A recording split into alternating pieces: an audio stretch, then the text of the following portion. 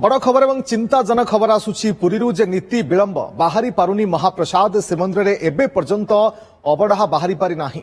भोगमंडप नीति रे 3 घंटा विलंब होईछि। ग्रहण पाई काली एवं पहर दिन भीतर काठ दर्शन बंद।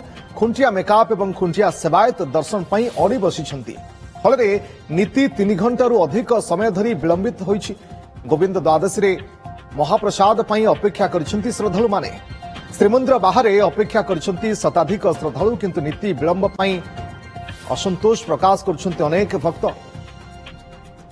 अधिक सूचना पाई आम सहित जोड़ी फोनलाइन मधुसूदन मिश्र अच्छी रिपोर्टर। मधुसूदन जानवा चाहिए जे 5टा पर हेलाणी ए पर्यंत महाप्रभुंकर महाप्रसाद बाहरी पारु नाही, सूचना कौन बा अपडेट कौन? रश्मिरंजन, अत्यंत दुख एवं परितापर विषय आज होची गोविंद द्वादशी एवं आगुकू चंद्र ग्रहण रहिला।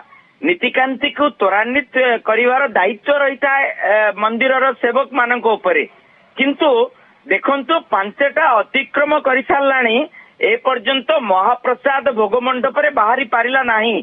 जदि बा सकाळ धूप शेष होई सारिछि, किंतु भोग मंडप रे महाप्रसाद पाई विशेष करी भक्त अपेक्षा कर रही था, किंतु ए पर्यंत बाहरी पारला नाही।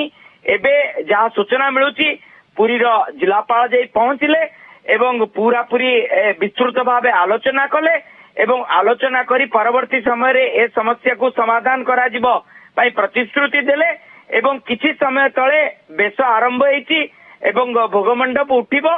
भोगमंडप पूजा सरिबा बेलकू प्राय संध्या 6टा हेबो।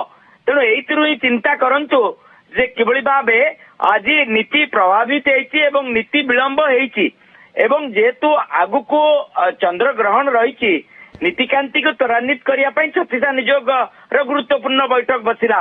सेतळे जदि निष्पत्ति निया गला ताले ए निष्पत्ति को मानिबा समस्तंकर दायित्व, सेवक मानकर दायित्व एवं सेवक माने किबळी भावे समन्वय रक्षा करी किबळी महाप्रसाद सठिक समय रे बाहरी पारिबो।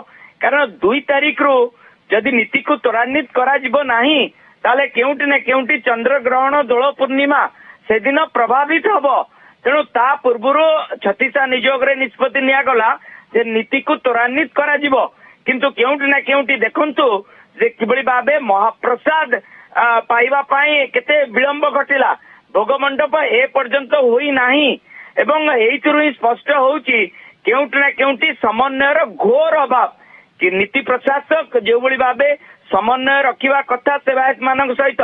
कारण भीतर काठ दर्शन किबळी भावे अड़ी बसथिले सेवक एवं ता सहित जय विजय द्वार सम्मुख भागरे किबळी भावे दर्शन करा जिवो, सेमानकर किबळी भावे परमिशन निया जिवो, ए सब को नेकिरी गोटे अंतर्द्वंद्व जो सृष्टि हैला से अंतर्द्वंद्वर समाधान ही पारला नाही।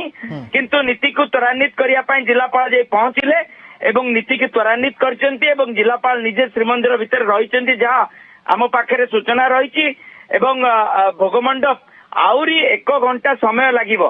तेणु एइतरी स्पष्ट अनुमय होउछि जे सेवक एवं श्रीमंदिर प्रशासन भितर तथापि जो विवाद रही विवाद पाई ए पर्यंत महाप्रसाद बाहरी पारु नाही एवं आउरी 1 घंटार समय लागि पारे। बड़ चिंतार विषय महाप्रभुंक नीति रे जेमली भाबरे विभ्राट देखा दउछि। बहुत बहुत धन्यवाद आपनका समस्त सूचना पाई मधुसूदन।